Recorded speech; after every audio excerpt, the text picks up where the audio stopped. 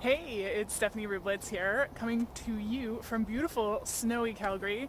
Actually, we are in the middle of a Chinook right now, which means like warm winds. So at this point, I just have my fingers crossed that we get a white Christmas and that this doesn't all melt into like mud and brown.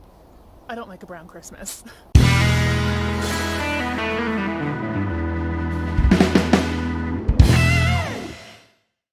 But here's the thing, I have not been doing the whole Vlogmas thing that so many YouTube creators do, and there's two reasons for that. Number one, time commitment. Number two, I don't really think I could be that interesting for 24 days in a row, if I'm being honest. Okay, and reason number three, my kids would love to have a camera in their face every day of the year, but 24 days in a row would probably be grounds for dismissal from my husband. So what I am going to do is I'm going to take you in right now to our house. We have our lovely Christmas decor on our fence here. I'm going to take you into my house and I'm going to show you some holiday makes and what we've done for decor and how we're getting ready for Christmas. Okay, let's go. Here we are. Okay, so we're in my studio right now and I have a tree in here. So this tree is my red and white tree, and it has more of like my handmade decorations on it. One year I had a goal that I was going to do 100 crocheted snowflakes, and I think I made it to 75. So, I mean, I did pretty good. On this tree, we also put on, they're almost all gone. Oh, look, this one has a bite taken out of it. I wonder how that happened. So we put our little candy wreaths on. And this is an angel that I made when I was like, oh gosh, I think 13 or 14.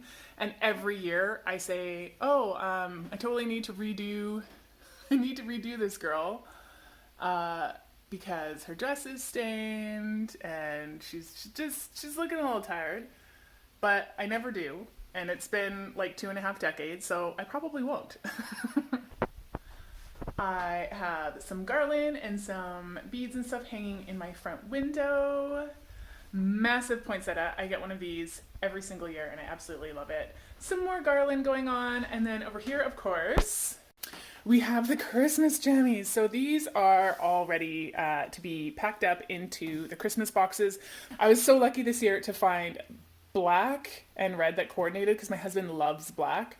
So he gets the black pants, everybody else is in red. I have to give my sister-in-law hers for her kids, and then the kids' ones will all go and get packed up into Christmas boxes for Christmas Eve for when we go to my husband's aunt and uncle's, and that's where the kids get changed into their jammies and we do a photo with them. Come on through. In the dining room, I don't really do too much. There's a little bit of decorations over the windows. And on the table. But what happens is, so Christmas Day, we have our big meal in here.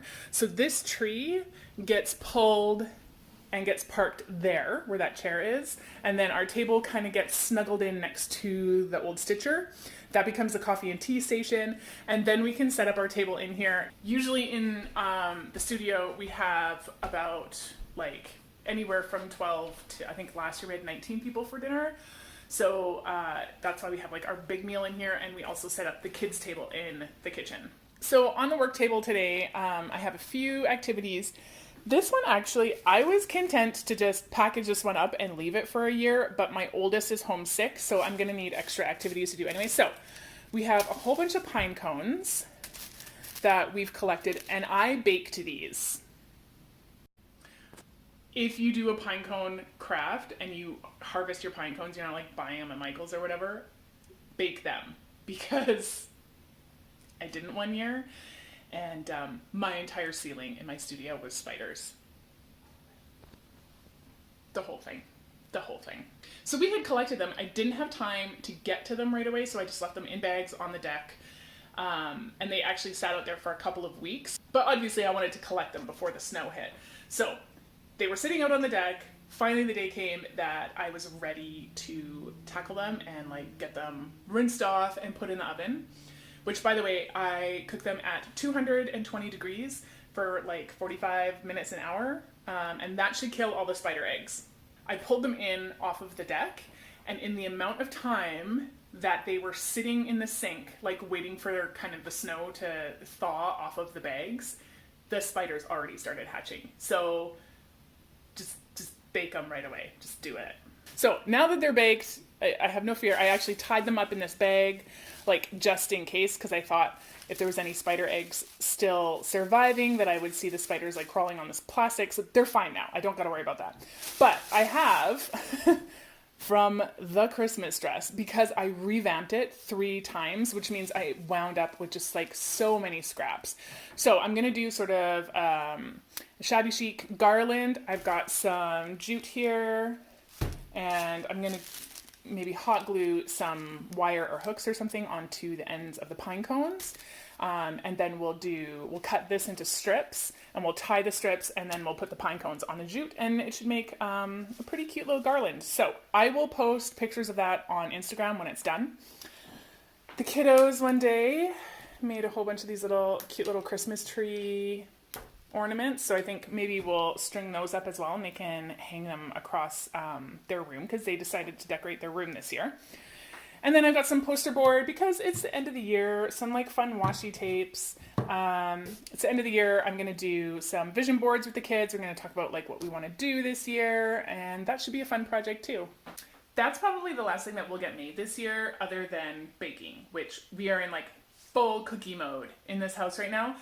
For any of you who may have a Scandinavian background, you know you need 7 sorts of cookies on your coffee table. So today we're going to be working on the Berliner Kranzer. We did the almond stars yesterday. But then we have some like North American stuff that we like to make too. One of my husband's favorite is Nanaimo bars, so we might get to those today. But let's go look at the living room. All right, so here is, oh, see the lighting in here is not awesome. But here is our other tree. So this one's like more golds and coppers. And it's actually, believe it or not, it's a little sparse this year because I have a 1.5-year-old nephew. So anything really breakable did not get put on the tree this year. But there's some little skull ornaments that I made for my punk rock husband. They are his ornaments that only he can put on the tree. I don't know where oh, there's the other one. There he is. But yeah, I just love my Christmas trees. I just can't get enough. They're so much fun. And we're the type of family that like we add to them every year. Oh, and of course we've got our hanging chocolates on the trees. I can't believe there's still a couple of them here. That's like amazing because we're a week till Christmas. They should be gone by now, really. The other thing that we do every year is we do gingerbread houses. These are just the ones that you buy from Costco.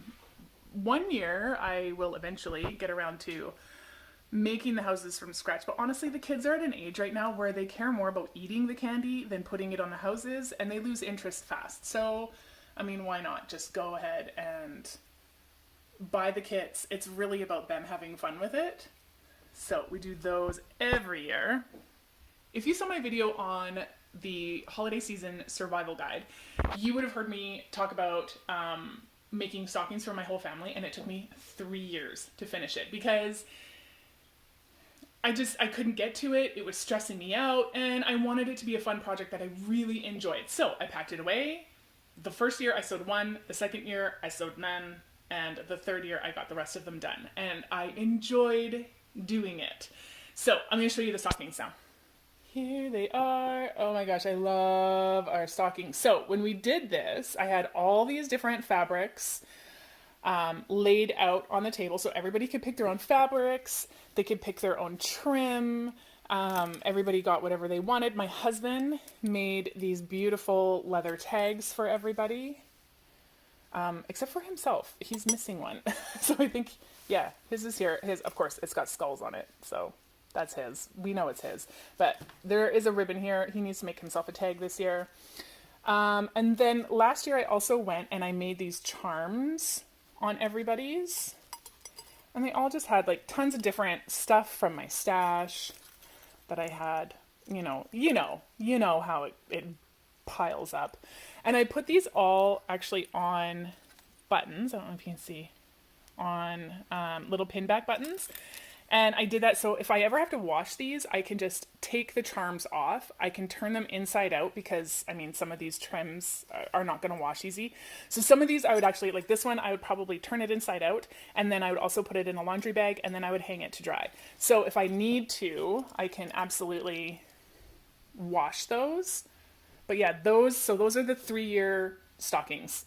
And there's actually quite a few missing because I sent them home with the family members. These two. My daughter thought it was unfair that her stuffed animals did not have their own stockings. So, you know, she's a problem solver, that one. She just did it. And then we have our mantle, and I did something a bit different this year. I really was loving like all these cone trees that I was seeing everywhere, but they were crazy expensive everywhere I looked. So I have like a couple from the dollar store, like the wire ones, but all the other ones I made. So these were just beads that I had gel medium. So I painted the gel medium on and pressed the beads on. And then I sprayed it with a spray varnish, which I might have to hit it with something else because I am still like shedding quite a few beads when I move it around. This was just some like jute for like making bows on presents. The Let It Snow sign, it's okay, but I'm probably going to do something else there next year. And then I have another tree that I made, and I just took some burlap and wrapped it. That's one that my aunt actually made, like, I don't know, 30 plus 40 years ago. I have another one that I just stuck a bunch of buttons on. And then this back here, this is actually a ceiling tile, and that came out of a hotel. Gosh, I don't remember where. It was somewhere in like small town, Alberta or Saskatchewan. I used to work in a place that did that recovered reclaimed building materials, and so I put that up there this year. And then my garland, and I'm just loving it. All right, so what I have left to do is I still have to wrap my presents. I haven't done that, but I always wait until like the very end and wrap them all at once. All my shopping's done. I have like a couple little touches to do on like a handmade gift, and then I can wrap all those up. And other than that, like I said, baking. It's all about the cookies after that. So here we are. I'm a week to Christmas. This Saturday is solstice, which is like the kickoff for our family. That's the first big family meal that we have. So yeah, I am ready. I am in good shape, and yeah, it's a good feeling. It's a good feeling. Thank you for coming on this tour. I was so happy to show you some of the holiday makes that we've done in the last few years, and just show you what we do for Christmas. I hope that you're all having a fantastic holiday season, and I will see you next week.